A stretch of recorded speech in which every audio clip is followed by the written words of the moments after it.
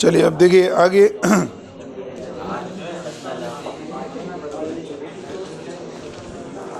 देखिए बेटा, यहाँ पर आज हम आपको बताएंगे फंक्शन, और एक बताया था आप बच्चों को, एक टेस्ट भी लिया जाएगा इन इक्वेशन का, देखते हैं कितने बच्चों को कितने नंबर आते हैं। हाँ अभी होगा, इसको पढ़ाने के बाद देखिएगा। तो यहाँ पर हेडिंग डालेंगे फंक्शन।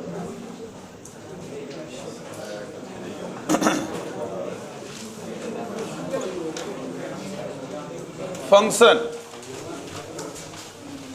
फलन, इसे हिंदी में कहा जाता है फलन। तो बहुत ध्यान से देखना होगा फंक्शन क्या है, व्हाट इज फंक्शन। बहुत ध्यान से देखिए, आवाज बिल्कुल ना करिए। तो फंक्शन क्या है इसको जरा समझना होगा।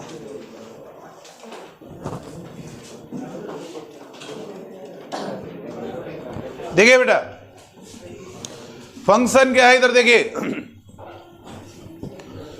बेटा। फंक्शन जो है मैथमेटिक्स में, कैलकुलस का सबसे बड़ा मतलब इंटरेस्टिंग पार्ट है, और ये अगर क्लियर हुआ तो कई चीजें आपको समझ में आती हैं। तो फंक्शन को समझना बहुत जरूरी है। तो यहां पर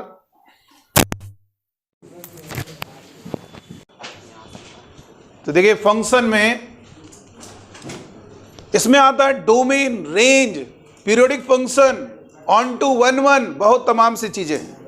और सब हमारे लिए, जैसे इसी बार एयरफोर्स में एक सवाल आया था 7 या 8 नंबर को, जिसमें 1 1 ऑन टू के बारे में बोल रहा था। बहुत बच्चे सोचते हैं एयरफोर्स में नहीं आता है। आच्छादक, ऑन टू, 1 1, एक एक की, ये सब एक क्वेश्चन था, और वो भी हम बताएंगे क्या था। तो चलिए पहले हम इसको समझ लेते हैं। और क्वेश्चन बहुत अच्छे लेवल का था, ये भी नहीं कि बहुत हल्का सवाल रहा होगा, बहुत बढ़िया लेवल का था, एक स्टूडेंट ने हमको बताया। तो अब यहाँ पर पहले हम आपको समझा देते हैं फंक्शन क्या है, कैसे वैल्यू निकालने, फॉग गॉफ कैसे निकाला जाता है। एनडीए 2019 में भी फॉग गॉफ के क्वेश्चन आए थे। तो यहाँ पर सबसे पहले हम फंक्शन बताएंगे और आपको फॉग गॉफ निकालना सिखाएंगे, फिर हम आपको डोमेन तक आज बताएंगे कल, और उसके आगे जानकारी दी जाएगी। चलिए सबसे पहले बात करते हैं फलन। फंक्शन इज ए रूल, एक रूल है। जैसे लाइट है, इसका एक रूल है, अगर स्विच ऑन करोगे तो लाइट ही दे सकती है, लेकिन ये हवा नहीं दे सकती। या फैन है, वो चल रहा है, हवा आपको दे सकता है, लाइट सारी ऑफ कर दें उससे मतलब जो है रोशनी नहीं आ सकती। तो यहां पर एक चीज है, फंक्शन यानी एक रूल है। जैसे एग्जांपल के लिए एक्स स्क्वायर मैथमेटिक्स में लिखा है। तो अगर मान लीजिए यहां पर आप एक समझो, हमने एक मशीन बना दी, ऐसे काल्पनिक एक इमेजिन कर रहे हैं, और मैंने ये क्या कर रही है, कोई भी वैल्यू पुट करोगे उसका स्क्वायर बना देगी। x is equal to 1 put करोगे तो बाहर निकलेगा 1, x is equal to 2 put करोगे तो 2 इसके अंदर पुट होगा, क्या बाहर निकलेगा 4, x इक्वल टू 3 इनपुट करोगे, बाहर क्या निकलेगा 9। लेकिन तुम सोचोगे 3 इनपुट करें और क्या निकल जाए, नहीं, इस x पर इतना ही y आएगा। फैन चलाते हो 2 पॉइंट पे जितना चल रहा है उतना ही चलेगा। इसकी स्पीड बढ़ानी है, 3 पॉइंट कर दो तो थोड़ा स्पीड बढ़ जाएगी, लेकिन उस पॉइंट पर उतनी ही स्पीड देगा। 4 पॉइंट करोगे तो वहां, और वहीं तक उसकी स्पीड डिफाइंड की गई है। उसके बाद 4 के बाद फिर से वही ऑफ हो जाएगा, फिर वही 1 2 3। तो ये इस एक्स पर इतना मिल रहा है। कहने का मतलब अगर 3 इनपुट कर रहे हो, आप सोचोगे 6 आ जाए, ऐसा नहीं हो सकता। ये अब जो रूल है ये x की समस्त मान के लिए है। कोई भी x पुट करने पर y हमेशा उसका स्क्वायर ही मिलना है। अगर यहां पर 2 इनपुट करोगे तो 4 आएगा, 9 इनपुट करोगे तो 81 आएगा। सर्कल का एरिया होता है पाई आर स्क्वायर, किसी एक सर्कल के नहीं, हर सर्कल के लिए वही है। यानी वो एक रूल है जो कि कह सकते हो area pi r square depend करता है रेडियस पर। जिस हिसाब से रेडियस बढ़ाओगे उस हिसाब से सर्कल का एरिया भी क्या होगा, चेंज होगा। तो बेटा ध्यान रखना है किस पे डिपेंड करता है, रेडियस पर। फंक्शन का मतलब होता है किसी रूल से यहां पर सर्कल का एरिया, या कह सकते हो गोले का आयतन, या किसी का भी कोई फॉर्मूला है तो वो क्या है, एक रूल है, वो सब के लिए वैलिड होगा। तो यहां पर ये नहीं कहेंगे कि सबका एरिया एक जैसा होता है। हाँ, ये कहेंगे सबका एरिया किस पर डिपेंड करता, आर पर। तो हम उसे कहते हैं ये किस पर डिपेंड कर रहा है, यानी किस रूल, फंक्शन ऑफ आर, यानी आर पर निर्भर। फंक्शन ऑफ आर का मतलब ये होगा, जैसे आपने कहा कि कोई पार्टिकल है उसकी वेलोसिटी 10 मीटर पर सेकंड है, तो आपने फिजिक्स में पढ़ा है वो कांस्टेंट है। लेकिन अगर मैंने कहा किसी की वेलोसिटी 10t² + 2 है, इसका मतलब उसका जो टाइम 0 से चालू होता है, यानी स्टार्टिंग हम 0 मानते हैं समय। जब भी कोई चीज है, आप घड़ी भी चालू करोगे या टाइम कहीं से चालू करोगे, स्टॉप वॉच चालू करोगे, तो 0 1 2 3 ऐसे लिख के आता है। इसका मतलब जब 0 है उस समय उसकी वेलोसिटी 1 है, t = 1 रख रहे हो। अब ये हर मतलब ये जो वेलोसिटी मिलेगी वो सबके लिए किसी भी टाइम पर इसी से मिलेगी, यानी ये रूल जो है सबके लिए सेम रहेगा। तो इसे कहेंगे ये क्या है, फंक्शन ऑफ टी। मतलब फंक्शन ऑफ टी का मतलब है जो रूल चल रहा है वो टी के टर्म पे चल रहा है। यहां पर आपने देखा होगा, यहां पर वेलोसिटी इसलिए कांस्टेंट कही क्योंकि ये किसी पर डिपेंड नहीं कर रही, लेकिन यहां पर वेलोसिटी टाइम पर डिपेंड कर रही है, तो इसलिए क्या होगा, हर मोमेंट पर उसकी वेलोसिटी, उसकी स्पीड अलग अलग होगी। यानी वेलोसिटी ये कह सकते हो ये टाइम पर डिपेंड कर रहा है। जैसे आपने फिजिक्स में पढ़ा है, या मान लीजिए कभी कभी आपने देखा होगा इलेक्ट्रोस्टैटिक फिजिक्स में पढ़ा होगा, Ex electric field intensity x² + 2x, मान लीजिए कुछ दे दिया, इसका मतलब आप x एक्सिस है और ये y एक्सिस है, ठीक है, तो ये हर x पर उसकी जो इलेक्ट्रिक फील्ड है वो अलग अलग है। ये आपको यहां पर समझाइए, Vx दे दिया तो इसका मतलब क्या हुआ, हर पॉइंट पर क्या है, x। तो इसको Vx क्यों लिखते हैं, Vx ही क्यों लिखते हैं, इसका मतलब ये हुआ अगर Vx लिखा है, इससे क्या समझना है, इससे समझना कुछ होगा वो x के टर्म में, लेकिन क्या होगा ये पता नहीं। जैसे हमने कहा एरिया ऑफ सर्कल, वो तो तुम्हें मालूम है r के टर्म में है, तो f फंक्शन ऑफ r कहेंगे, लेकिन वो क्या होगा, fx अगर हम लिखते हैं तो इससे जानकारी मिल जाती है कि y जो है x के टर्म में, लेकिन वो क्या है, वो कुछ भी हो सकता है। तो ये ध्यान रखना, फंक्शन ऑफ x का मतलब है y x पर निर्भर कर रहा है किसी रूल के द्वारा, उसी को हम फंक्शन नाम दे रहे हैं, ठीक है। और जरूरी नहीं यहां पर f यूज कर सकते हो, यहां पर जैसे कोई सवाल है, मैंने कहा कोई फंक्शन है x², कोई दूसरा फंक्शन है, अब वहां पर ये f नहीं यूज करना, ये रूल f के द्वारा, अब ये दूसरा रूल है gx, इसको कहेंगे x² + 1, कुछ भी कह दिए तो ये होगा बेटा। तो याद रखना है, कभी ये जो लिखा हुआ देखते हो, जब हम देखते थे तो हमें बाउंस होता था, ये क्या चीज है यार, ये तो समझ में आ रहा है, ये क्या लिखा हुआ। इसका मतलब ये है कि वो f का मतलब कोई रूल होगा, जैसे ये लिखा हुआ है, मान लीजिए ये लिखा हुआ πr², तो वो रूल छुपा दिया हमने, बस ये बता दिया कि फंक्शन ऑफ r का मतलब r के टर्म में, फंक्शन मतलब किसी रूल के द्वारा r के टर्म में वो कनेक्टेड है ये एरिया। तो इस तरह से देखो, आप बताइए जो गोला होता है उसका आयतन कितना होता है, तो कभी आप ये क्यों नहीं लिखते हो, केवल उसी को लिखते हो जिस पे निर्भर कर रहा है। जब क्या ये नहीं है क्या 4/3π, नहीं है, वो है उसमें, लेकिन वो सबके लिए हैं। आपका आर चेंज होगा तो सब सर्कल जो स्फीयर है सबका वॉल्यूम अलग अलग होगा। तो इसका मतलब जो वॉल्यूम स्फीयर का होता है वो किस पर डिपेंड करता है, फंक्शन ऑफ आर। यहां पर अगर बात करेंगे, जैसे आपने पढ़ा होगा कभी भी लिखा होता है, और कभी कभी ऐसे भी लिखा जाता है फंक्शन ऑफ एक्स वाई, तो वो तो यहां पर नहीं पढ़ रहे हैं। फंक्शन ऑफ वाई कैलकुलस में आप मतलब स्ट्रेट लाइन में जैसे आपने देखा x² + y², ये +4y - 2, तो ये क्या है, x और y के टर्म में है। यहां पर हम फंक्शन ऑफ x का मतलब x के टर्म में, तो बहुत सिंपल है। सबसे पहले आपका बेसिक कभी कभी ऐसा ही छोटा सवाल आ जाता है, वैल्यू ऑफ द फंक्शन क्या होती है। यहां पर हम सवाल से शुरुआत करेंगे। फंक्शन के बारे में मैंने जानकारी दी है, जब ऑन टू 1 आएगा वहां पर और डिटेल में आपको बताएंगे फंक्शन क्या है। देखो फंक्शन, एक चीज और ध्यान देना, किसी भी एक इनपुट पर, ये जो जानते हो ये जो x लिखा हुआ है कैलकुलस में, पूरी कैलकुलस में ये जैसे ये लिखा हुआ x को हम नाम देते हैं इंडिपेंडेंट वेरिएबल। इसको नाम दिया गया क्या, इंडिपेंडेंट वेरिएबल। इंडिपेंडेंट वेरिएबल कहा जाता है, यानी स्वतंत्र चर कहा जाता है, स्वतंत्र चर कहा जाता है, स्वतंत्र चर कहा जाता है। और y क्या होता है, डिपेंडेंट वेरिएबल होता है। y क्या होता है, डिपेंडेंट वेरिएबल होता है। y क्या होता है, डिपेंडेंट वेरिएबल होता है। डिपेंडेंट वेरिएबल का मतलब क्या हुआ, ये आपका परतंत्र चर होता है, परतंत्र चर होता है बेटा, परतंत्र चर होता है डिपेंडेंट वेरिएबल। आपको कैलकुलस को सीखना है तो जो मैं बता रहा हूं इनको इंपॉर्टेंस देना बेटा, ध्यान रखना, क्योंकि हम डॉक्टर हैं, हम जानते हैं कि पेशेंट को कैसे ठीक करना है। इन चीजों पर आप ध्यान नहीं देते हो, इसलिए आपको दिक्कत होने लगती है।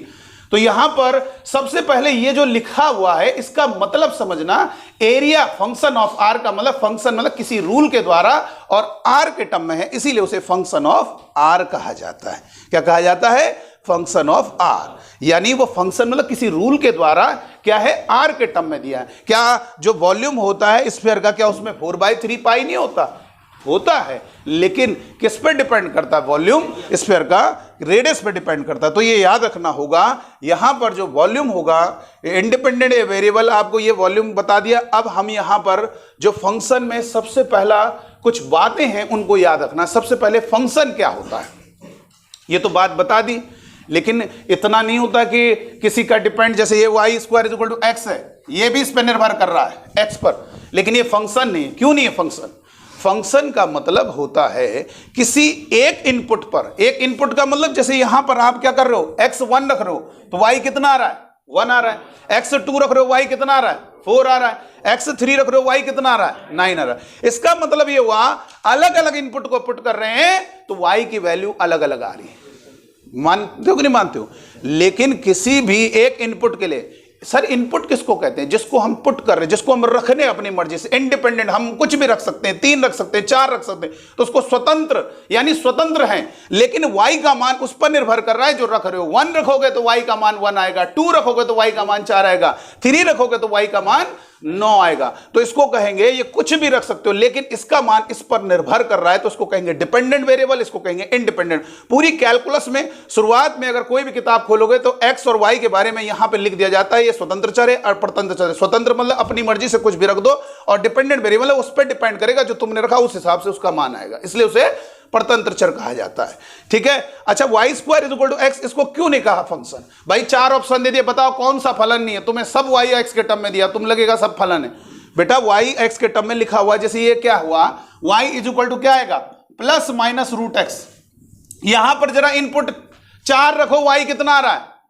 अगर यहां पर आप 4 रखोगे तो y बेटा 2 और -2, +-2 का मतलब या तो y 2 आएगा या -2 आएगा। अच्छा ये बताइए, कितने, किसी एक इनपुट पे कितने आउटपुट आ रहे हैं? 2।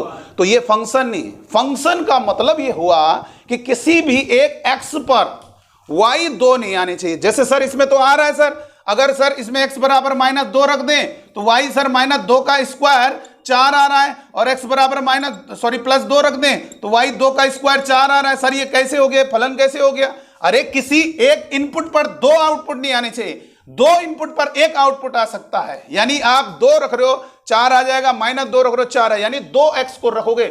ये फंक्शन की बेटा डेफिनेशन है। फंक्शन में सबसे पहला रूल यह है कि किसी भी x पर y के 2 मान अगर प्राप्त हो रहे हैं वो फलन नहीं होगा, वो फंक्शन नहीं होगा। तो फिर वो क्या है? उसको कहा जाएगा रिलेशन। जैसे आप जानते हो आयत और एक होता है समांतर चतुर्भुज। आप कह सकते हो हर आयत समांतर चतुर्भुज होता है, लेकिन हर समांतर चतुर्भुज आयत नहीं। तो हर फंक्शन रिलेशन है, लेकिन हर रिलेशन फंक्शन नहीं है। संबंध वो भी बाद में बताएंगे। तो ये बताइए, एक उदाहरण, दैनिक जीवन का एक उदाहरण समझाते हैं। ये उससे कोई कनेक्शन नहीं है, लेकिन थोड़ा सा वो याद रहेगा, सर ने फंक्शन के बारे में ये बताया था। एग्जाम्पल के लिए 2-3 दोस्त हैं, बहुत पक्के दोस्त हैं, हाई स्कूल पास करते हैं और प्लानिंग बनाते हैं कि यार 11th सुना है कानपुर में बहुत अच्छा है माहौल, तो कानपुर में चला जाए। तो सब लोग जो है, तीनों दोस्त प्लानिंग बनाते हैं, कानपुर में आते हैं। उन्होंने स्कूलों के नाम पता किए, किसी ने नाम पता किया पंडित दीनदयाल, किसी ने BNSD शिक्षा निकेतन, और किसी ने दूसरा जो है ओमकारेश्वर या जय नारायण, मान लीजिए। 3 स्कूलों के नाम पता किए। तीनों स्टूडेंट अपनी मार्कशीट सब कुछ जो है लेकर आते हैं और स्कूल में प्लानिंग बनाते हैं किस स्कूल में। अब ये बताइए, तीनों लड़के चाहें तो एक स्कूल में एडमिशन ले सकते हैं, तीनों चाहें जय नारायण में लेना तो ले लो। तीनों ने सोचा ये अलग अलग स्कूल में भी ले सकते हैं, लेकिन एक लड़का सोचे कि तीनों स्कूल में एडमिशन लेंगे, ये पॉसिबल नहीं हो सकता है। यानी ये थोड़ा सा उदाहरण देने का ये मतलब है, इससे थोड़ा याद बना रहेगा। कोई भी लड़का किसी एक ही स्कूल में एडमिशन होगा, उसका जब वो जाएगा तो उसकी मार्कशीट जहां जमा हो जाएगी, ओरिजिनल जमा होंगी, उसके बाद उसके पास जो डॉक्यूमेंट है वो दूसरे स्कूल में क्यों लेगा? भाई एक स्कूल में एडमिशन लिया है तो दूसरे स्कूल में कैसे हो सकता? अगर उसने जय नारायण में एडमिशन ले लिया तो 3 स्कूल में हो जाएगा उसका। इसका मतलब कोई स्टूडेंट एक स्कूल में, तीनों दोस्त एक स्कूल में एडमिशन ले सकते हैं। दोनों दोस्त एक स्कूल में एडमिशन लेने थे, 2x पर एक y आ सकता है, लेकिन किसी एक x पर y 2 नहीं आ सकते। तो ये फंक्शन का होता है। और परेशान ना हो, अभी ऑन टू 1 1 जब बताएंगे वहां पर रोल प्ले करेगा कि क्या होता है। चलिए ये तो हो गया। अब हम आते हैं क्वेश्चन पर। सर डोमेन का क्वेश्चन बताना है, वो डोमेन का भी हम बताएंगे। पहले हम हेडिंग डालेंगे value of the function. Heading डालिए बेटा, वैल्यू ऑफ द फंक्शन।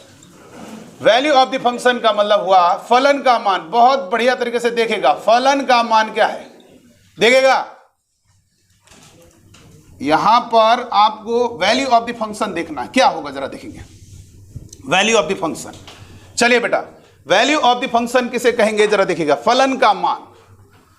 बहुत आसान है वैल्यू ऑफ द फंक्शन। जैसे मान लीजिए fx, अब समझ में आ रहा होगा, अब सर मुझे समझ में आ रहा, मुझे फील हो रहा है ft। अरे x² + 3x + 2 का मतलब है वो x के टर्म में लिखा हुआ है। t² - 3t प्लस कुछ भी लिखा हो t³, इसका मतलब वो t के टर्म में लिखा होगा। sin थीटा, इसका मतलब वो थीटा के टर्म में होगा। f थीटा का मतलब ये चीज इससे नहीं पता चलेगा वो क्या है, लेकिन ये पता चल रहा है कि वो t पे डिपेंड कर रहा होगा, वो x पे डिपेंड कर रहा होगा। और पूरी कैलकुलस में याद रखना, ये बताने की आवश्यकता नहीं है, पूरी कैलकुलस का खेल है fx का मतलब y, fx का मतलब y, ये ध्यान रखना, ये बात को याद रखना है। कहीं जगह हम fx यूज कर लेंगे, वहां y पूछेंगे तो मैं बाउंस होगा, ये y कहां से आ गया, वो उसी को कहा जाता है।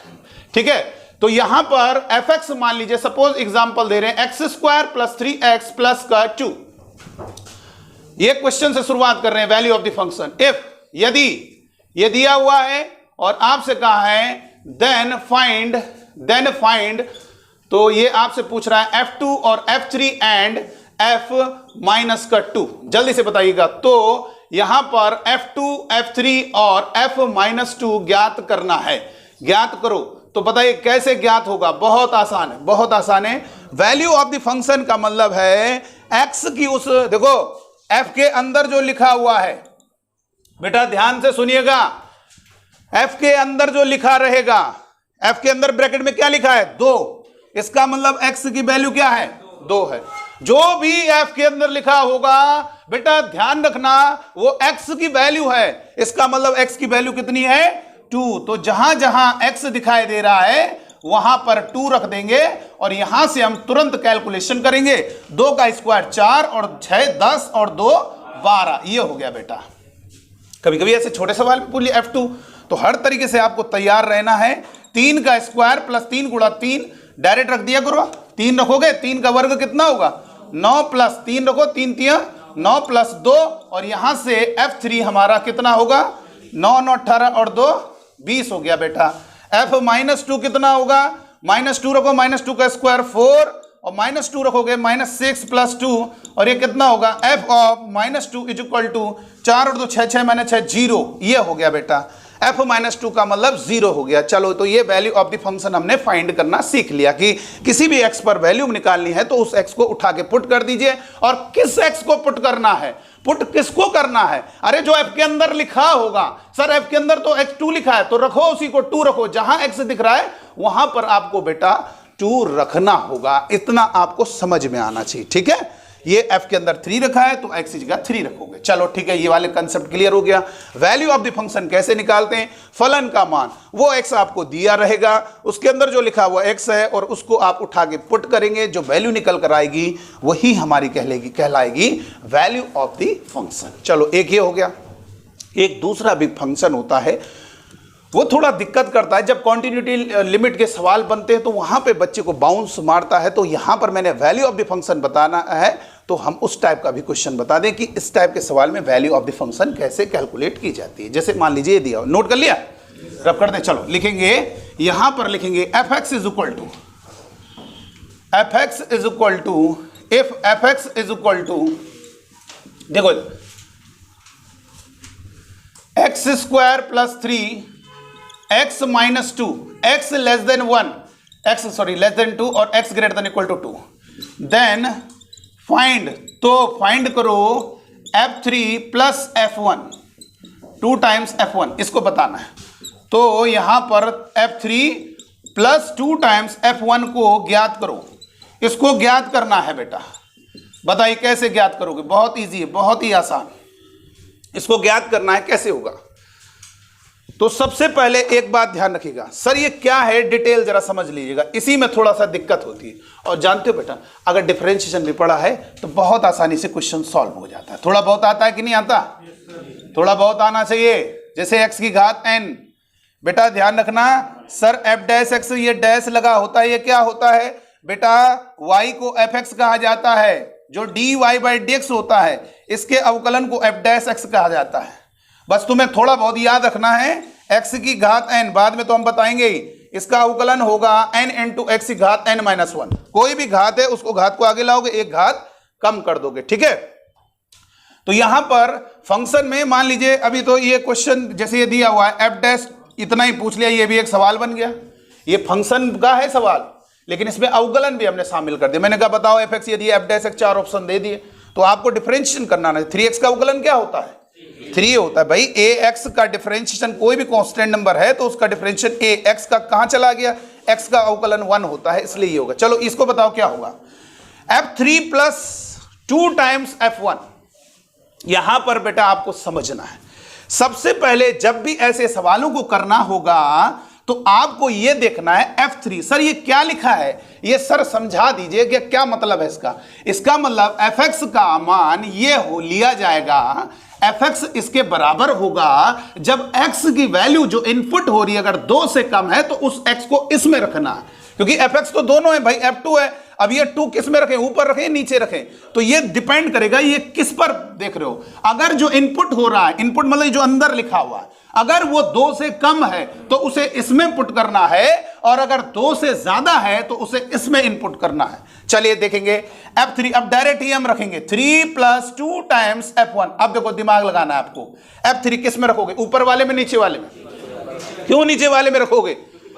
यहां पर x की जो वैल्यू है 2 से बड़ी है, 2 से बड़ी है। अगर ये ना लिखा हो तो नहीं कर पाएगा कोई, ये लिखा जरूर होगा, इसी से तो सवाल होना है।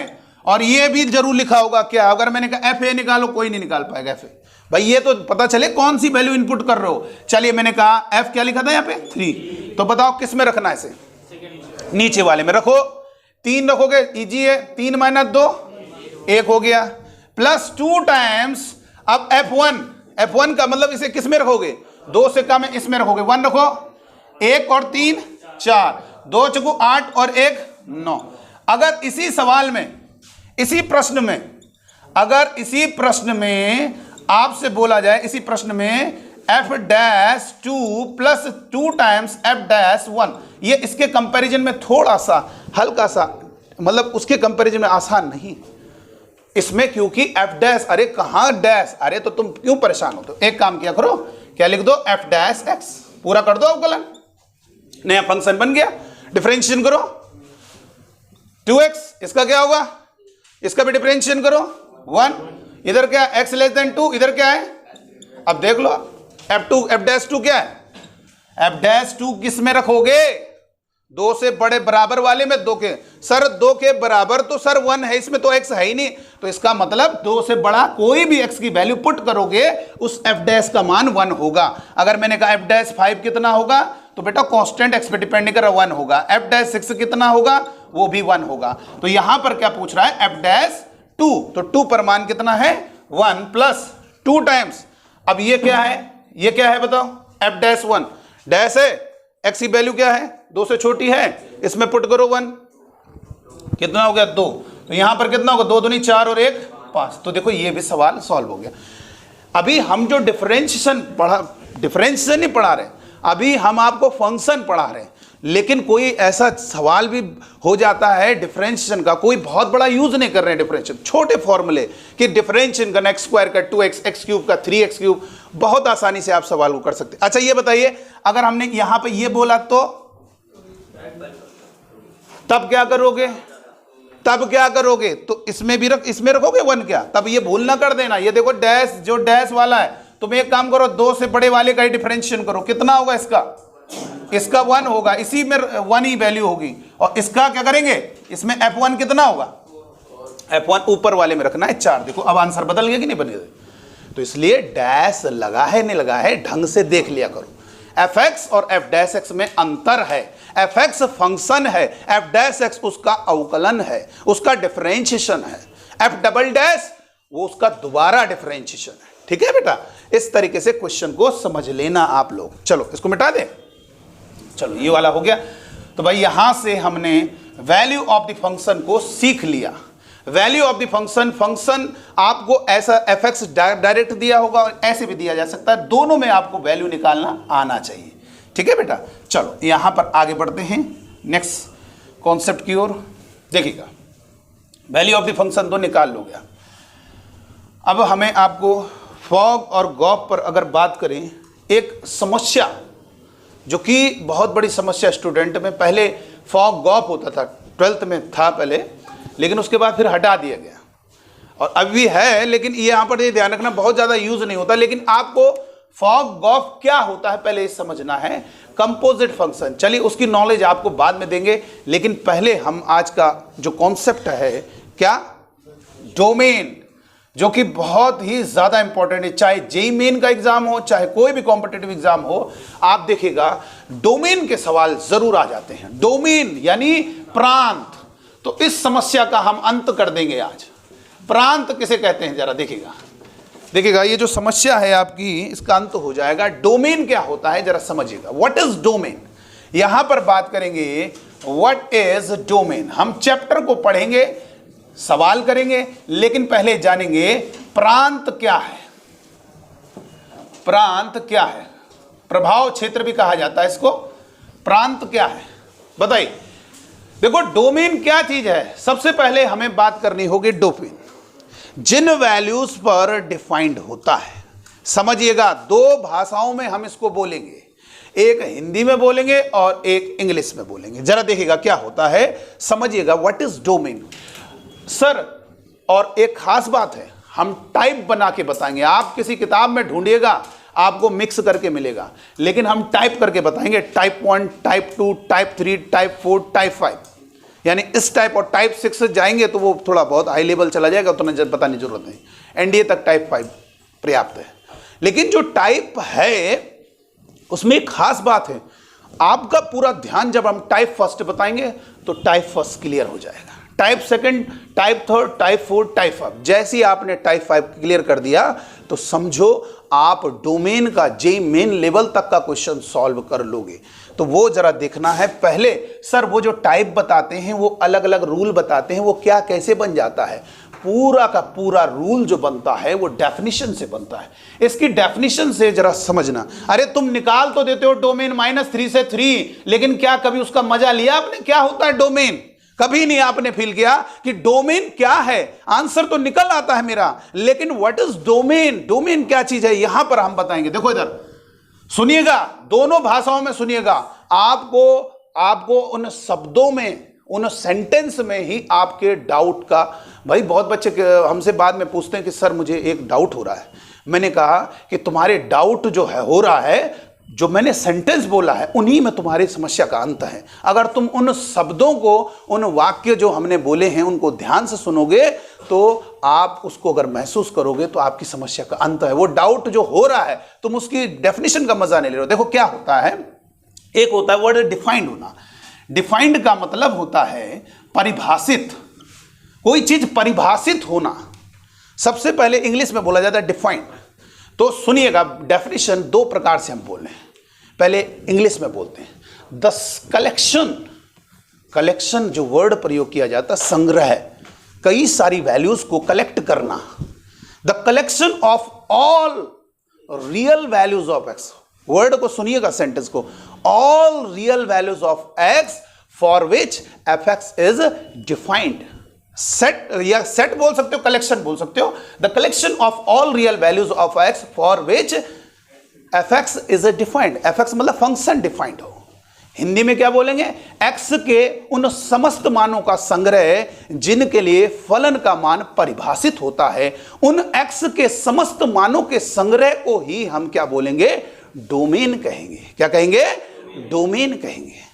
बेटा समझिएगा, डोमेन किनको कहा जाता है, जिन वैल्यूज पर फंक्शन डिफाइंड होगा। तो यहां पर हम टाइप फर्स्ट से डिस्कस करेंगे। सर डेफिनेशन फिर से सुनिए, collection of all real values of, और बार बार हमारे टाइप में बताएंगे कि देखो मैंने इसको कैसे बनाया। आपको लगेगा यार जो सर ने बोला है the collection of all real values of x, all real values of x, इसका मतलब एक्स की वैल्यूज ही डोमेन होती हैं, लेकिन वो वैल्यूज फॉर विच, जिनके लिए, for which F x is defined. ठीक है, the collection of all real values of x for which F x is defined, F x is defined, x के उन समस्त मानों का संग्रह जिनके लिए फलन एफ एक्स का मान परिभाषित होता है।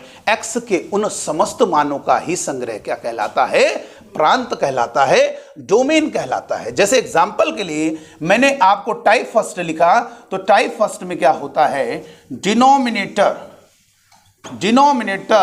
यानी हर जीरो नहीं होना चाहिए, ऐसे सवाल बता रहे हैं। देखिएगा, denominator is not equal to zero. Example के लिए कई बार सवाल आया, छोटा सा सवाल आता है बेटा एयरफोर्स का, find the domain of the function. यहां पर एक सवाल से शुरुआत कर रहे हैं और टाइप लिखी है, और अभी 5-6 सवाल देंगे इसी टाइप के, सिखाएंगे आपको। 3x - 1 डिवाइडेड बाई x - 2 लिखेंगे। फलन f(x) बराबर 3x - 1 x - 2 का प्रांत ज्ञात कीजिए। इसका प्रांत बताना है। अब बताइए क्या इसका प्रांत होगा, समझिएगा। सॉल्यूशन, तुम रूल को समझने से बढ़िया उसको समझ लोगे तो हर टाइप कभी भूल नहीं पाओगे, ऐसे नहीं तो बार बार पलट पलट के देखना पड़ेगा। माइंड में सेव कर लो, कभी नहीं देखना पड़ेगा। यहां पर देखिए क्या होगा, इस फंक्शन का हमें डोमेन बताना। सर मैं x = 1 रखना चाहता हूं। मैंने कहा क्यों रखना चाहता हूं? कहा सर आपने कहा रख के देखो, अगर निकलता है इसकी वैल्यू डिफाइंड होती है तो इसको डोमेन की लिस्ट में शामिल कर लो। तो ये क्या x = 1 रखने पे निकलेगा? डिफाइंड मतलब निकलना, परिभाषित होगा। क्या x बराबर 1 निकलेगा? सर अगर भिन्नात्मक आएगा, सर अगर ऋणात्मक आएगा। बेटा भिन्नात्मक नंबर भी डिफाइंड है, बस ये ध्यान रखना निगेटिव आए पॉजिटिव आए, कोई आए तो जिन x पर आ रहा है वो x क्या होगा, उसकी डोमेन होगी। तो बताइए ये क्या है, 1 रखो निकल रहा है। अरे यहां पर 1 रखोगे 3 - 1 और ये 1 - 2, 2/-1 निकल रहा है, इसका मतलब ये डोमेन, तो इसको डोमेन की लिस्ट में शामिल करो। ऐसे और नंबर भी पुट करते जाओ उसमें, और जो इसको निकल रहा है जिन जिन पर वैल्यू, उनको क्या होगा, डोमेन की लिस्ट में शामिल करते जाओ, उनको इकट्ठा कर लो और उनका कलेक्शन ही क्या कहलाएगा, डोमेन ऑफ द फंक्शन। यहां पर x बराबर 1 इस पर ये डिफाइंड हो रहा है, x बराबर 4 को सब डिफाइंड हो रहा है। बेटा एक चीज ये ध्यान रखना, इसमें ज्यादा बेटर होगा कि हमारे लिए कभी कभी ऐसा होता है ना कि हमें माइंड का खेल खेलना पड़ता है। प्रोबेबिलिटी में भी कभी कभी हो सकता है पूछ रहा है इसकी होनी प्रोबेबिलिटी, अब पता चला तुम ना होनी प्रोबेबिलिटी निकाल, वो ज्यादा आसान है निकालना, तो उसमें 1 में माइनस कर दे, निकल आया उसकी होनी प्रोबेबिलिटी। कभी कभी ऐसा होता है कि होनी प्रोबेबिलिटी निकालनी, अब पता चला उसमें बहुत लंबा चौड़ा बन रहा है और ना होनी प्रोबेबिलिटी तुरंत निकल जाएगी, तो उसको निकाल के 1 में माइनस करो, आ जाएगा। तो यही चीज है। अब मैं जो काम कर रहा हूं रख रख के देखूंगा तो वो मुश्किल हो जाएगा कि कहां तक रखूंगा, लेकिन ये देख लो ना किस पर अनडिफाइंड हो रहा है, उसको हटा दो। जैसे एग्जाम्पल के लिए एक उदाहरण मैंने आपको पहले भी दिया था कि मान लीजिए मेरे पास कितना रुपया है, मान लीजिए सुनिए 50,000 वाला एग्जाम्पल देते हैं। मैंने क्या किया, एक लोगों को फोन किया, उनने 50,000 रुपये देना है, तो एक जब उनने किया कि मैंने अपने एक स्टूडेंट को भेजा, एक खास स्टूडेंट, उसको कहा जाओ बेटा तुम जो है उनसे 50,000 रुपये लेकर आ जाओ। अब वो 50,000 उनसे लेने गया, उसने 500 के नोट उनको गिने। कितने 500 के नोट होंगे, कितने 500 के नोट होंगे, 100 नोट होंगे। तो 100 नोट 500 के उन्होंने उसको दे दिया। उस लड़के ने वहां पे गिना, उन्होंने भी कहा भैया गिन लो हमारे सामने, गिन लिया। अब वो बच्चा हमारे पास आया और हम थोड़ा क्लास पढ़ा रहे थे, उसने कहा सर लीजिए 50,000 है। तो उस बच्चे ने जैसे मुझे गड्डी दी, मैंने कहा कितना है, उसने कहा 50,000। और उस बच्चे ने कहा सर गिन लीजिए, मैंने कहा तुमने गिन लिया, बहुत है, हमने जेब में रख दिया।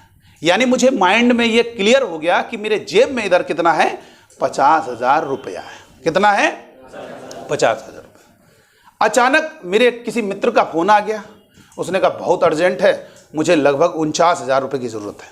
कितने रुपए की ज़रूरत है? 49,000। आपने कहा आ जाओ, तुम 5-10 मिनट के अंदर आ जाओ, ये क्लास में आओ। और अब मान लीजिए वो आया, अब हम जैसे तुरंत बाहर गए, हमने क्या किया, उस गड्डी को निकाला, क्योंकि मेरे माइंड में है कि इसमें कितने नोट हैं, ये 50,000 है। अब बताओ मुझे उसे 49,000 रुपये देना, मैं क्या करूँगा भाई? उसको गिन के दूंगा क्या 49,000? मुझे कितने नोट गिनने पड़ेंगे? 98। ज़्यादा आसान क्या है, 2 नोट गिन के जेब में रख लो, बाकी तुम ले लो। इसका मतलब ये हुआ कि मैंने 2 नोट अपने पास रखे हैं, मुझे तो उसको देना है 49,000। अरे तो पहुंच गया उसके पास। बेस्ट तरीका क्या है, अगर मैं गिन के 49,000 देता, मुझे ज्यादा। तो बस यही चीज है, ये जो उदाहरण दिया जा रहा है आपके सामने, मैंने 1 रखा। सर क्या कर रहे हो? बेटा मैं वो वैल्यूज को इकट्ठा कर रहा हूं जिन पर फंक्शन डिफाइंड हो रहा है। अरे बेटा तुम वो पता कर लो किस पर ये अनडिफाइंड हो रहा है, वो आसान है। ये एक ऐसा मान है, किसी भी भिन्न का, कोई भी भिन्न अनडिफाइंड कब होती है? जब उसका डिनोमिनेटर 0 होता है। सर क्यों? 1/0। सर क्या हो जाएगा? अनडिफाइंड, अपरिभाषित। कौन सा एक्स है जिसको रखने पर ऐसा होगा, हर 0 होगा? मैंने कहा इसमें डिनोमिनेटर 0 नहीं होना चाहिए, इस पर ध्यान देना है। कौन सी एक्स की ऐसी वैल्यू है जिसको रखने पर डिनोमिनेटर 0 हो रहा है? तो आपको अगर दिक्कत हो रही है तो भैया तुम 0 करके पता करो कहां पे 0 हो रहा है। तो क्या इसको डोमेन की लिस्ट में शामिल करोगे? नहीं। तो बस एक ही तो है, वो पता कर लिया आपने कौन है जिस पर दिक्कत हो रही है। भाई तुम उनको क्यों पता कर रहे हो जिन पर दिक्कत नहीं हो रही? वो बहुत ज्यादा हैं। जिन पर दिक्कत हो रही है उसको पता करो और हटाओ उसको। और तो सर किस में से हटाना है? नंबर से। रियल नंबर कहां से कहां तक होते हैं? माइनस इंफिनिटी से प्लस इंफिनिटी तक। माइनस इंफिनिटी से प्लस इनफाइनाइट तक जितने भी नंबर हैं उन सबको नाम दिया जाता है रियल नंबर। और रियल नंबर को आर से दिखाया जाता है, नेचुरल नंबर को एन से दिखाया जाता है, प्राकृतिक संख्या को डब्ल्यू से दिखाया जाता है, पूर्णांक संख्याओं को जेड से दिखाया जाता है, कॉम्प्लेक्स को सी से दिखाया जाता है। चलो ठीक है, यहां पर डोमेन में कभी आर आ जाए तो परेशान होना। आर मतलब रियल नंबर, इसी को हम कहते हैं माइनस इंफिनिटी से प्लस इंफिनिटी। याद रखना, आर का भी प्रयोग कर सकते हो कैपिटल आर का, और माइनस इंफिनिटी से इंफिनिटी। इसलिए बता देते भैया यार मान लो ऑप्शन में ना दिया हो आर, तुम सोचोगे आर वाला ऑप्शन नहीं है, इसलिए हम ये बता दे रहे। तो डोमेन क्या होगा? सारे मान। डोमेन ऑफ द फंक्शन क्या होगी? डीएफ, यानी डोमेन ऑफ द फंक्शन क्या होगा? सारे मान, सब पर डिफाइंड है। केवल एक ऐसी वैल्यू है जिस पर अनडिफाइंड है, उसको हटा दीजिए, इस मान से हटा दे। माइनस मतलब होता है हटा दो। किसको हटा देना है?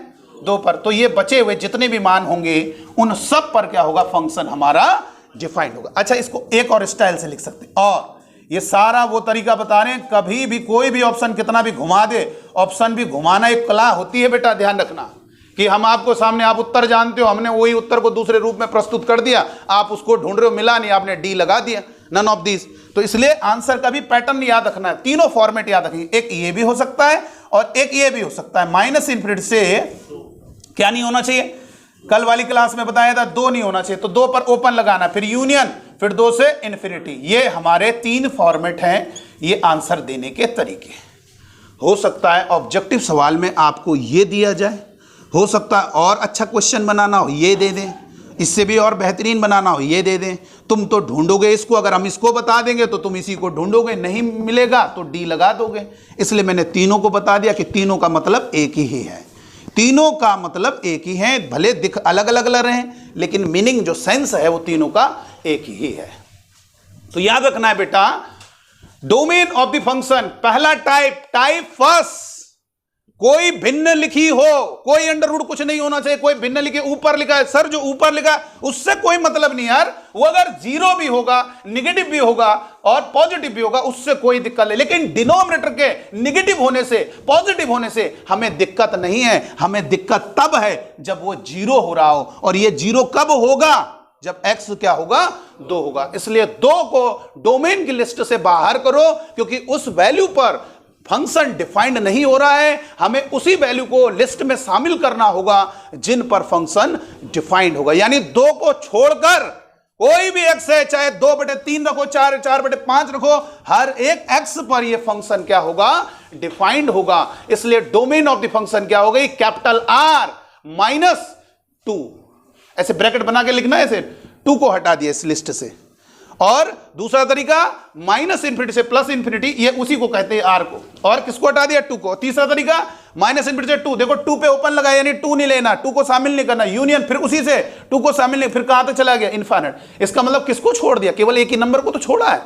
भाई ये बताओ, अगर हम कहीं पे लिख दें माइनस इंफिनिटी से 3 और यूनियन 3 से इंफिनिटी, इसका मतलब क्या हुआ, किसको छोड़ा हमने, केवल। तो बेटा याद रखना, माइनस इंफिनिटी से प्लस इंफिनिटी, जो भी नंबर आप सोच सकते हो, नेगेटिव, पॉजिटिव, फ्रैक्शनल, रेशनल, जो भी सोच सकते हो, वो सारे आपके कैपिटल आर होते हैं।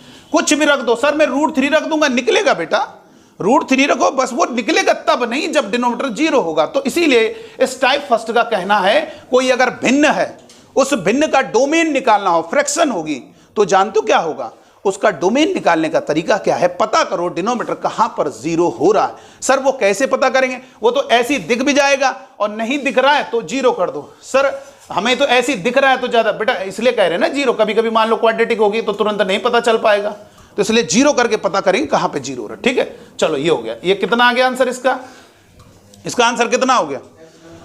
तो आपने टाइप फर्स्ट का क्या रूल सीखा, भिन्न का डोमेन निकालना, कोई फ्रैक्शन अंडर रूट कुछ नहीं होना चाहिए, कोई फ्रैक्शन ऊपर एक्स का टर्म नीचे, ऊपर होने दो कुछ भी, x³ लिखा कोई दिक्कत नहीं। अगर हम यहां लिख दें x² + x, वो सब फालतू है, कोई फायदा नहीं उससे, कुछ नहीं ऊपर से कोई मतलब, कोई भिन्न है उसमें जो हर है वो जब 0 हो रहा है पता करो, उसको आर में हटाओ, वही हमारी डोमेन ऑफ द फंक्शन होगी। तो हम यहां पर कुछ क्वेश्चन दे रहे 5, इन सारे 5 क्वेश्चन का आप आंसर देंगे, नोट कर लिया, लिखेंगे। तो डोमेन ऑफ द फंक्शन की डेफिनेशन समझ में आई। जितने भी रूल बनेंगे, जितने भी हम टाइप बनाएंगे, वो टाइप की जो डेप्थ है, जो हम रूल लाएंगे आपके लिए, वो केवल उस डेफिनेशन से ही लेकर आएंगे। बस आपको ये ध्यान देना है, उन वैल्यूज को डोमेन की लिस्ट में शामिल करना है जिन पर फलन परिभाषित होगा, मतलब उसकी वैल्यू आए, नेगेटिव आए चल जाएगा, फ्रैक्शनल आए चल जाएगा, लेकिन जो है अनडिफाइंड नहीं होना चाहिए, अपरिभाषित नहीं होना चाहिए। लिखेंगे find the domain of the following function, Hindi में लिख लेना, निम्न फलनों का प्रांत ज्ञात कीजिए। Find the domain of the following function, find the domain of the following function, निम्न फलनों का प्रांत ज्ञात कीजिए, निम्न फलनों का प्रांत ज्ञात कीजिए। Find the domain of the following function, पहला f(x) = x³ - x + 2x x² + 5 divided by x - 3. Number second, f(x) = 5x + 1 divided by x² - 4. Number third, f(x) = x + 1 divided by x + 5. Number fourth, f(x) = 3x² - x + 2 divided by x² - 2x - 15. Number fifth है f(x) = 7x + 1 divided by x² + 2 x² + 4. बताइए, 4 सवाल, 5 सवाल है। Objective question नहीं बनाया, लेकिन अब ऐसे सवाल को देखते ही आप कुछ नहीं करना पड़ेगा, देखते ही ऑप्शन पे पहुंचोगे, आप सही ऑप्शन बता दोगे। इन सवालों में 5 क्वेश्चन में हमें बताना है what is the domain of the function, domain क्या है फलन की, बताइए जल्दी से।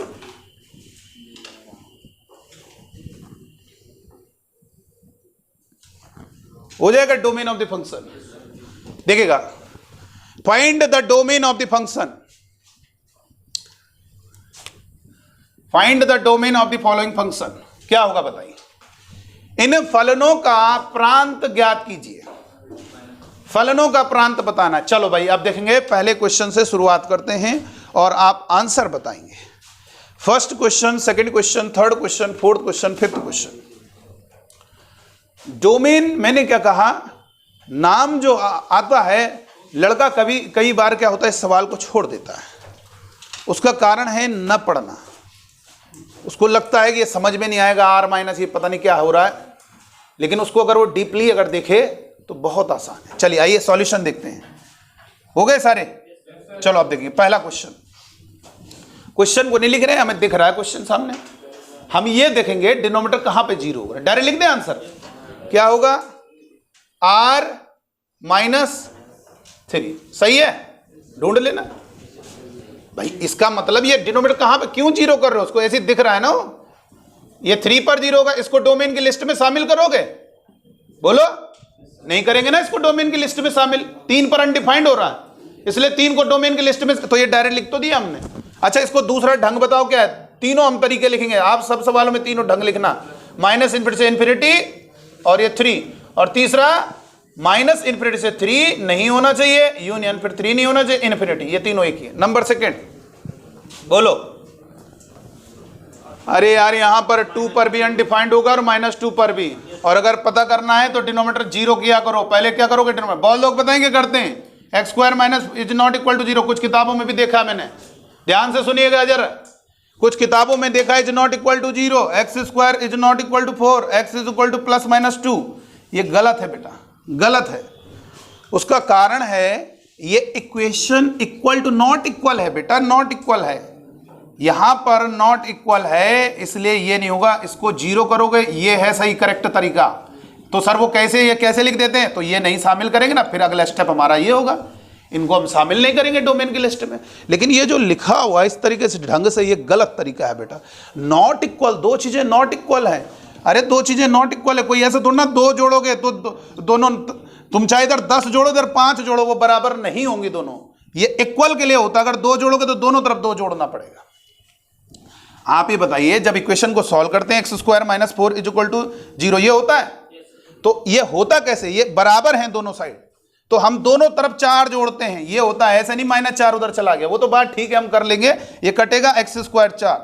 अब बताओ, जब दो चीज बराबर नहीं है, 3 बराबर 5 नहीं है, तुम दोनों तरफ कुछ भी जोड़ोगे बराबर होंगे ही नहीं हो।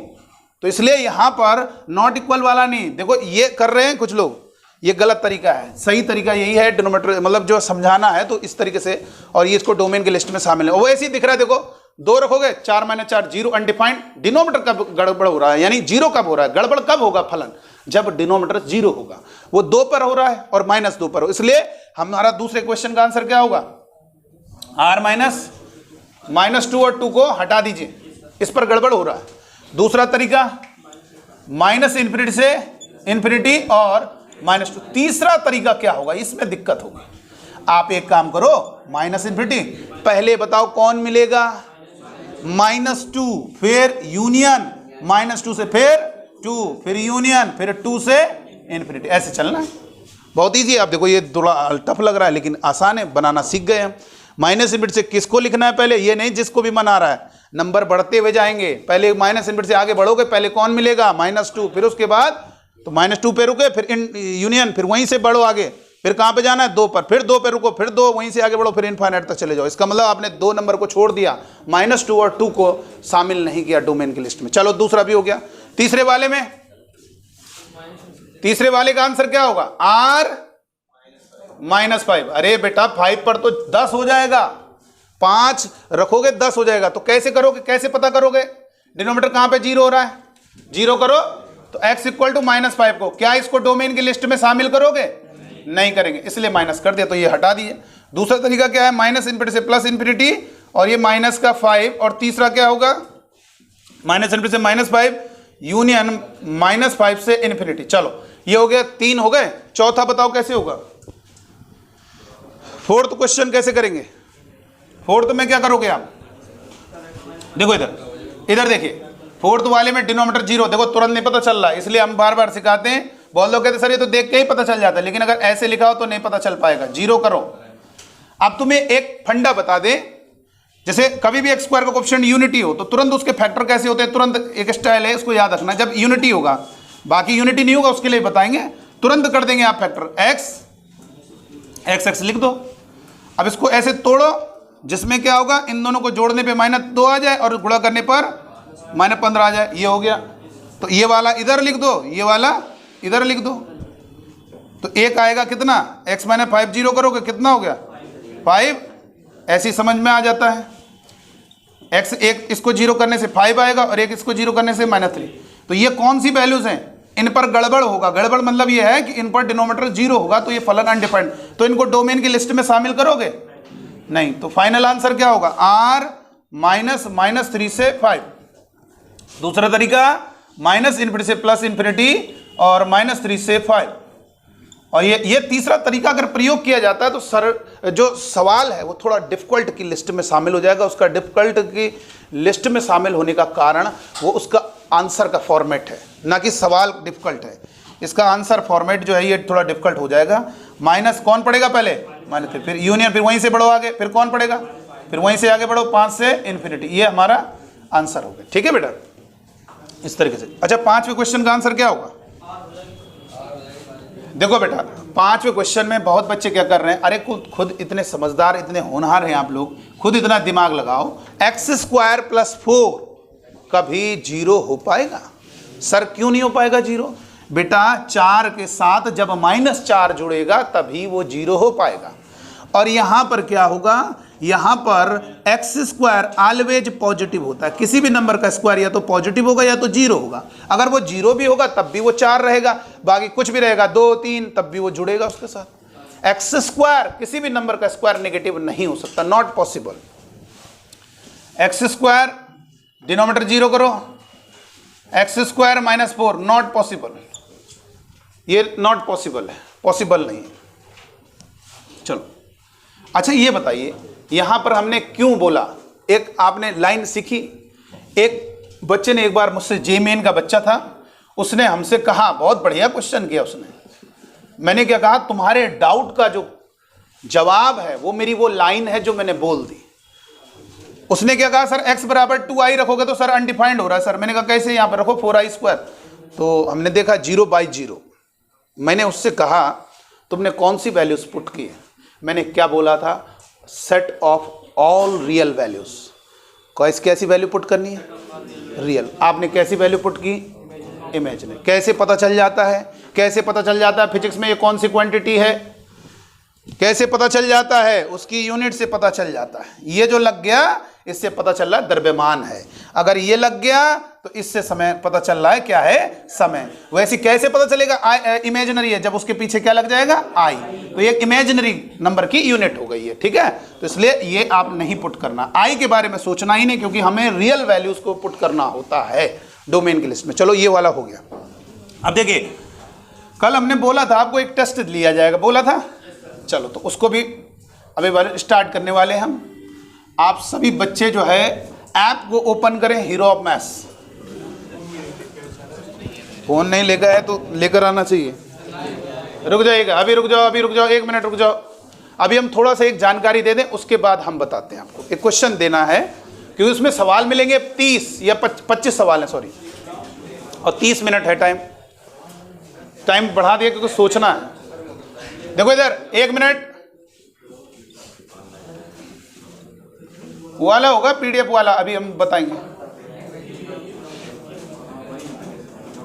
1 मिनट रुक जाइए। अच्छा 1 मिनट, जैसे मैंने कहा -5 और -6 में कौन बड़ा है, ये थोड़ा दिक्कत पड़ेगी।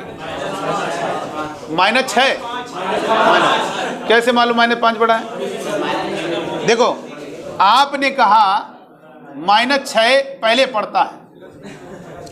आप ये देखो -6 और -5 में, भाई 2 और 8 में सर 8 बड़ा है, और किसी ने कहा तो इसमें तुरंत क्यों नहीं बता पाते, इसमें क्यों नहीं बोलते हो कि ये पहले पड़ता है वो बाद में पड़ता है? इसमें तुरंत बोल देते हो 8 बड़ा है, इसमें इसका उत्तर दे रहे हो कि ये पहले पड़ता है वो बाद में, इसमें क्यों नहीं बोला तुमने पहले पड़ता है वो बाद में पड़ता है? भाई नंबर आपसे मैंने कहा इन दोनों में कौन बड़ा है, तो सब ने एक आवाज दी कि 8 बड़ा है, लेकिन किसी ने एक्सप्लेनेशन ये नहीं दिया कि ये नंबर लाइन में पहले पड़ता है। जब मैंने इसमें पूछा इन दोनों में कौन बड़ा है, आपने कहा -5 बड़ा है। यहां पर उत्तर क्या दिया, क्योंकि वो पहले पड़ता है। यहां पे क्यों नहीं उत्तर दिया आपने? यहां पर ये देखिए, आप कहोगे ये इसलिए बड़ा है क्योंकि किसी नंबर में कोई पॉजिटिव नंबर जोड़ दिया जाए तो वो बड़ा हो जाता है। अगर आप -6 में 1 जोड़ोगे तो क्या होगा, -5 बड़ा, -5 बनेगा। इसका मतलब कौन बड़ा है, नंबर में किसी पॉजिटिव नंबर को जोड़ने से वो बड़ी हो जाती है। -10 और -2 में कौन बड़ा है, क्यों, क्योंकि इसमें 8 जोड़ने के बाद बनेगा, इसलिए क्या है, -2 -10 से बड़ा है। कौन है बेटा, -2 -10 से 8 बड़ा है। समझ में आई बात? सर ये इसलिए बता रहे हैं क्योंकि अगर मैंने कहा -3 से -7, तो कई बार मैंने देखा है ना बेटा, हमें पढ़ाते इतना एक्सपीरियंस हो गया कि हम एक डॉक्टर बन गए हैं और आप एक पेशेंट हैं, और हम जानते हैं कि पेशेंट को दवाइयों से काम चल जाएगा और किस पेशेंट का ऑपरेशन करना पड़ेगा। ठीक है, हम वो सर्जन भी हैं, हम सर्जन भी हैं, ध्यान रखिएगा, यानी हम ऑपरेशन भी करते हैं, लेकिन डिपेंड करता है सिचुएशन कैसी। जब मैं जान रहा हूं इसका दवाइयों से काम चल जाएगा तो मुझे ऑपरेशन करने की जरूरत नहीं।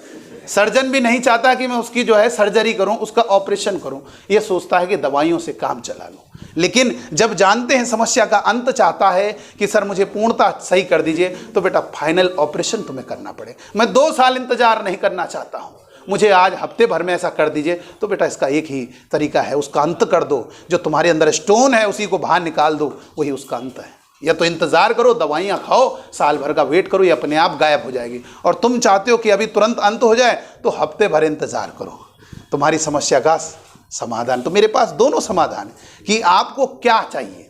मुझे सर ऐसा कर दीजिए कि मैं बिल्कुल पूर्णता स्वस्थ हो जाऊं, तो ठीक है बेटा, दोनों प्रकार हैं हमारे पास। तो यहां पर मैंने आपको समझा रहे, देखो मैंने क्या कहा, एक बच्चे से मैंने कहा -3 और 7 के बीच में कौन कितने पूर्णांक पढ़ेंगे। अब वो बच्चा क्या करता है, परेशान हो जाता है, तुरंत नहीं बता पाता है, -3 के बाद -4 पढ़ता है कि नहीं पढ़ता, वो बड़ा परेशान। अरे +1 जोड़ा करो, -3 के बाद -4 पढ़ रहा है कि नहीं पढ़ रहा। अब हमने हल्का सा बोल दिया तो लड़का डाउट में आ गया। अगर हमने कहा 3 और 7 के बीच में 4 पड़ेगा नहीं पड़ेगा, तो डाउट में नहीं आएगा। लेकिन -3 और -7 के बीच में बोला -4 पड़ेगा नहीं पड़ेगा, थोड़ा दिमाग लगाएगा, नहीं -4 होता, नहीं आएगा उनके बीच में। ये होता है कि नहीं होता। इसलिए आप +1 किया करो, रिलैक्स रहो। -3 के बाद कौन सा इंटीजर आएगा, +1 करो, -2, फिर उसके बाद -1। सोचो नहीं, +1 करते जाओ। आपसे अगर मैंने कहा -7 और 2 के बीच में कितने पूर्णांक है, तो अब ये परेशानी होगी, तो कोई दिक्कत नहीं। पूर्णांक मतलब इंटीजर, ये पॉइंट में नहीं। तो -7 के बाद वाला क्या होगा, अरे +1 करते जाओ, +1 करो, +1 करो, 0 1, कितने पूर्णांक हो गए, 1 2 3 4 5 6 7 8। अगर ये इंक्लूड कर दिया, क्लोज ब्रैकेट लगा दिया, तो इनको भी शामिल किया जाएगा। ठीक है ना, ये हो गया। सर ये क्यों बता रहे हैं, क्योंकि हम इस सवाल में आपसे पूछ रहे हैं कि इस क्वेश्चन के जो टेस्ट में दिया है ना, उसमें सवाल भी तो होने चाहिए। मान लो बाउंस हो जाए, एक हल्की सी नॉलेज न देने के कारण क्वेश्चन आपको दिक्कत करेगा, इसलिए हम आपको यहां पर बता रहे हैं। मान लीजिए मैंने एक प्रश्न दिया, आपसे कहा इसके कितने पूर्णांक हल हैं। देखो इसको सॉल्व कर लोगे। एक बार मैंने एक बच्चे को क्वेश्चन दिया और उस बच्चे से कहा, और बच्चों की आदत होती है, मैंने बचपन से देखा है, बच्चों की आदत होती है आंसर निकालते हैं, उत्तरमाला जरूर देखते हैं। यानी उत्तरमाला जरूर देखनी है। अगर आप किताब खरीदने जा रहे हो, अंकल उत्तरमाला देखनी पड़ेगी, पहले देखना इसके अंदर उत्तरमाला है कि नहीं है, तब मैं एक प्लानिंग बनाऊंगा मुझे किताब लेनी है कि नहीं लेनी, क्योंकि मेरा जीवन उसी से चलता है, उसी आंसर को देखना पड़ता है, और तभी मुझे लगता है मैं सही। एक बच्चे को मैंने एक बार, देखो मैं एक्सपेरिमेंट करता हूँ बेटा, मैंने सब कुछ सिखा दिया उसको कैसे सॉल्व करना है, जो कल वाली क्लास में सिखाया था। मैंने यहां पर लिख दिया कि the number of integral solution, find the number of integral solution, find the number of integral solution. बच्चे को पूरा सिखा जाए वो find the number of integral solution, सब कुछ बता दिया। बेटा इक्वेशन सॉल्व करना आ गया, जी सर आ गया, पूरा अच्छे से आ गया, आप सवाल दीजिए। और मैंने उसको एक क्वेश्चन दिया, मैंने कहा इसको सॉल्व करिए बेटा, find the number of integral solution, इसके कितने पूर्णांक होंगे। उसने क्या किया, 1 पर 0, 4 पर 0, -2 पर 0, 5 पर 0, क्या होगा -2 फिर 1, जो छोटा है उसको पहले लिखना, इसीलिए नीचे लिख देते हैं। अब क्या होगा, प्लस माइनस प्लस फिर माइनस फिर प्लस, कैसा लाना है, नेगेटिव, तो नेगेटिव पे टिक लगाओ, तो क्या होगा -2 से 1 यूनियन 4 से 5। उसने कहा सर ये आंसर आ गया मेरा। क्या उसने जो कहा है वो सही है, सही है। देखो अभी बहुत लोग बोल रहे सही है, उसने जो कहा है। मान लीजिए x के 2 मान आ रहे हैं, किसी सवाल में x के 2 मान आ रहे हैं, सपोज ये क्वेश्चन है, मैंने आपसे पूछा, अगर मैं हल पूछूंगा तो आप कहोगे 2 और 3, मैं पूछूंगा x के जितने भी संभव मान है, जितने भी पॉसिबल मान है, उनका योग क्या है, तो आंसर 2 और 3 तो नहीं होगा, आंसर जितने भी मान आ रहे उनका योग मतलब जोड़, तो आप जोड़ दो। यहां पे मैंने क्या पूछा, इसका सॉल्यूशन सेट नहीं पूछा, इसका हल बताओ क्या होगा वो नहीं पूछा, इसके केवल क्या पूछे, नंबर ऑफ इंटीग्रल सॉल्यूशन। तो उस बच्चे को मैंने कहा यार तुम, इसका मतलब वहां से ये बात क्लियर हुई मुझे कि स्टूडेंट शब्दों को ध्यान नहीं देता, उसको जो सिखा दो उसके हिसाब से उसको क्वेश्चन दो, वो उन पे हाँ सर आ गया है, उसको इससे मतलब नहीं है सर ये समझ में आ रहा है और मुझे इसको सॉल्व करना आता है। अरे यहां पर देखो तो क्या बोल रहा है, find the number of integral solution. मान लो हम ये पूछे फाइंड द लार्जेस्ट इंटीजर, या बोल रहे largest integer which satisfy the given in equation, x का वह सबसे बड़ा पूर्णांक जो इसको हल संतुष्ट करता हो। सवाल भी तो देखा करो। तो यहां पे क्या होगा, इसके बीच में कितने इंटीजर पड़ रहे हैं, -2 में 1 जोड़ो -1, फिर 1 जोड़ो, अब इसके बीच में कितने इसके आंसर होगा 2 होगा। मान लीजिए इसको हमने 7 कर दिया, इसको 8 कर दिया, अब बताओ कितने इंटीग्रल सॉल्यूशन होंगे, बोलो 5, 6 और 7। और अगर पूछ लिया उन सभी इंटीग्रल सॉल्यूशन का समीशन क्या होगा, sum of all integral solution, जोड़ो 7 से 13, 13 5 18, 18 में 1 गया 17 आएगा। Product of all integral solution, मत मल्टीप्लाई करो, 7 6 42 क्यों कर रहे हो, जब देख रहे हो 1 0 है तो पूरा मल्टीप्लाई क्या होगा 0 होगा, मल्टीप्लाई करना।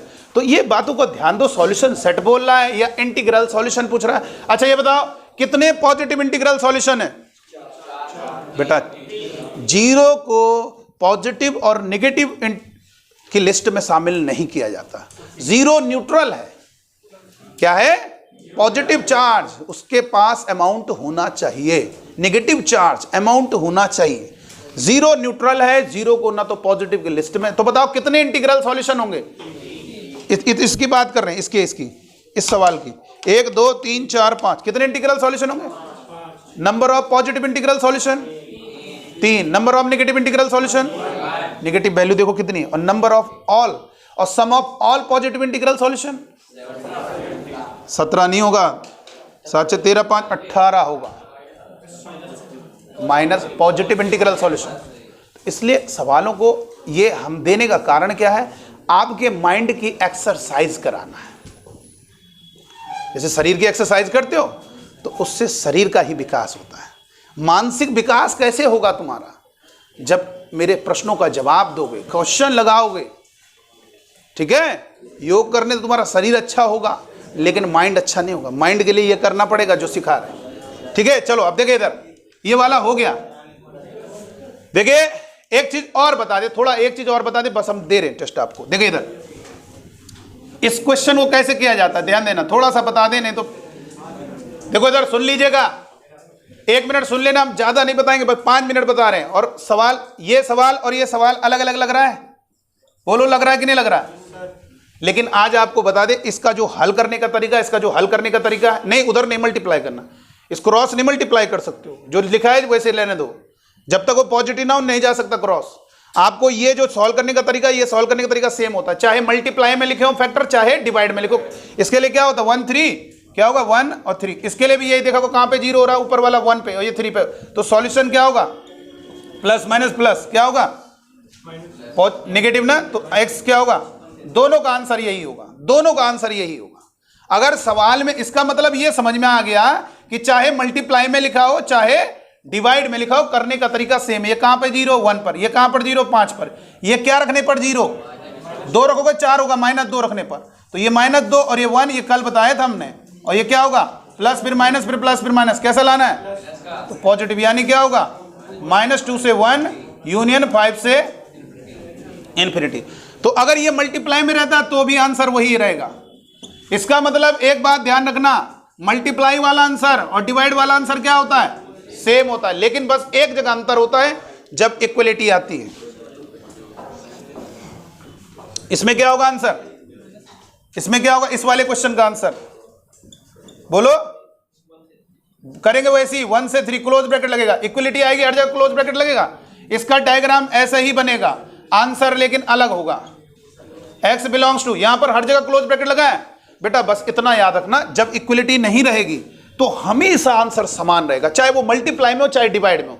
लेकिन अगर इक्वलिटी आ गई तो बस इसके हर जगह क्लोज ब्रैकेट लगाओगे, इसमें वहां पर क्लोज ब्रैकेट नहीं लगाओगे जहां पर डिनोमिनेटर 0 हो रहा होगा, क्योंकि 1 पर क्लोज ब्रैकेट लगाने का मतलब 1 को सॉल्यूशन की लिस्ट में शामिल करोगे, क्योंकि 1 को रखने पर 0 हो रहा है और 3 को रखने पर भी 0 हो रहा है, यानी सेटिस्फाई कर रहा है। लेकिन यहां पर 1 रखोगे तो 0 हो जाएगा, तो वो सेटिस्फाई कर रहा है, लेकिन 3 रखने पर 0 होगा, लेकिन बेटा उसको सेटिस्फाई नहीं करेगा, क्योंकि 3 रखने पर वो अनडिफाइंड हो जाएगा। यहां पर देखो 3 रखो, 3 माइनस 3 0 के साथ गुणा करो 0, यहां पे 1 रख रहे हो तो 0 हो जाएगी, भिन्न सेटिस्फाई कर रहा है, लेकिन 3 रखने पर वो सेटिस्फाई नहीं करेगा। इसलिए आज के बाद केवल इतना याद रखना है, डिवाइड वाले केस में अगर इक्वलिटी नहीं है, ये चीज नहीं है, तो कोई दिक्कत नहीं, जैसे उसमें कर रहे थे वैसे करो।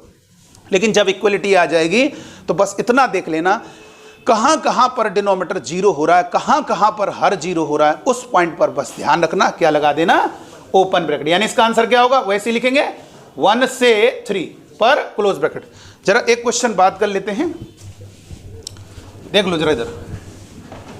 बस हमें यह देखना है कि मैंने थोड़ा जानकारी दी, इतनी जानकारी से कितने बच्चे इसको समझ पाएंगे, इसलिए हमने 30 मिनट टाइम रखा है, सोचना भी पड़ेगा उनमें, तो वो माइंड का एक्सरसाइज है आपकी। ये बताइए, बोलो इसको कैसे किया जाएगा, बताइए जल्दी से इसका आंसर बताओ। 1 पर 0, -3 पर 0, 5 पर 0, 2 पर 0। x की वैल्यू 1 रखने पर 0 होगी, x की वैल्यू -3 रखने पर 0 होगी, x की वैल्यू 5 रखने पर 0 होगी, x की वैल्यू 2 रखने पर 0 होगी। तो क्या करेंगे, कौन आएगा पहले, -3 फिर 1 फिर 2 पहले आएगा, फिर 5। अब इसको ऐसे इस तरीके से, और कैसा लाना है, लेस देन 0, क्या बताया था कल, बताया था नेगेटिव, पहले यहां पे plus minus plus minus plus कर दो, नेगेटिव लाना है। इसका मतलब क्या हुआ, x बिलोंग्स टू -3 से 1 यूनियन 2 से 5। तो ये बताइए इसका सॉल्यूशन सेट ये हो गया। लेकिन अगर बेटा इस सवाल में थोड़ा सा आपकी एक्सरसाइज कराते माइंड की, अगर मैं पूछ लेता कि नंबर ऑफ इंटीग्रल सॉल्यूशन बता सकता कोई, पूर्णांक हल। अब तुम इसके बाद वाला क्या आएगा, +1 ऐड करो, -1 0 1 नहीं होगा, 3 4 इंटीजर जो इसके बीच में 5 कैसे, तो कितने हो गए, sum of all integral solution 4 और 3 7, -3 4, product of all integral solution 0, number of positive integral solution 2, positive integral solution, number of negative integral solution 2, sum of negative integral solution वो नेगेटिव ही होगा, sum of positive integral solution 7 होगा, number of odd integral solution 2 होंगे, -1 भी तो odd है विषम, और 3 भी ऑड है, ये सब चीजें। अच्छा ये बताओ, अगर इक्विलिटी लग जाए अब क्या होगा, वही होगा सब कुछ, लेकिन कहां पे, 2 पर ओपन रहेगा, बाकी हर जगह क्लोज ब्रैकेट लगेगा। बस इतना याद रखना है।